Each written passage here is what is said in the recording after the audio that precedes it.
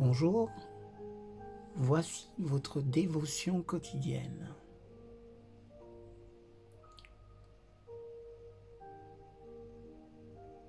Dieu et moi, 27 mai. Conformité ou transformation? Première partie. Ne vous conformez pas au siècle présent, mais soyez transformés par le renouvellement de l'intelligence, afin que vous discerniez quelle est la volonté de Dieu, ce qui est bon, agréable et parfait. Romains chapitre 12, verset 2.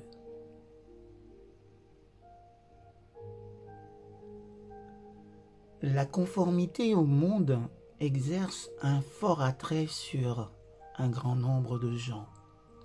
Il atteindra le maximum de sa puissance quand la bête à 2 cornes d'Apocalypse 13 sera au pouvoir.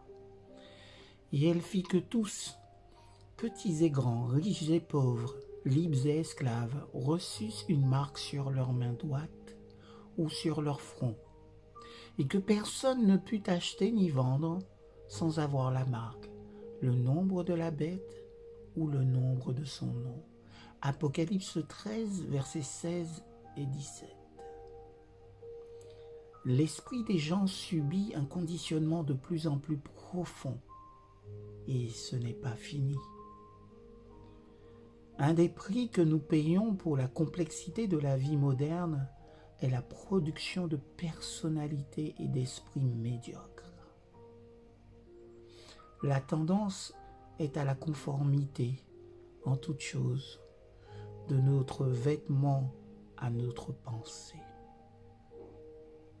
Le développement d'une personnalité indépendante est difficile à réaliser.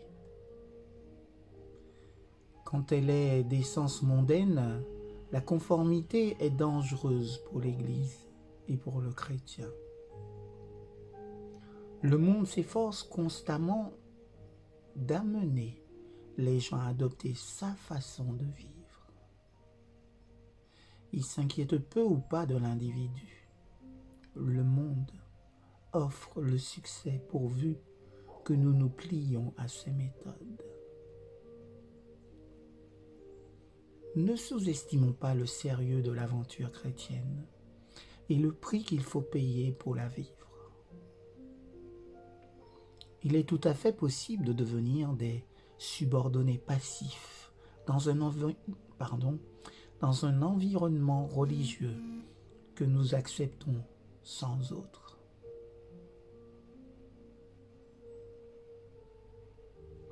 Tous les apôtres, sauf un, furent tués parce qu'ils tinrent pour Jésus contre la foule.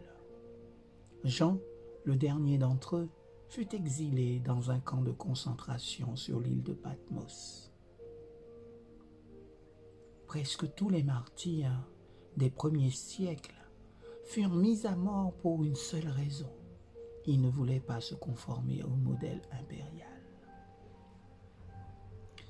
Il ne faut pas craindre d'être seul.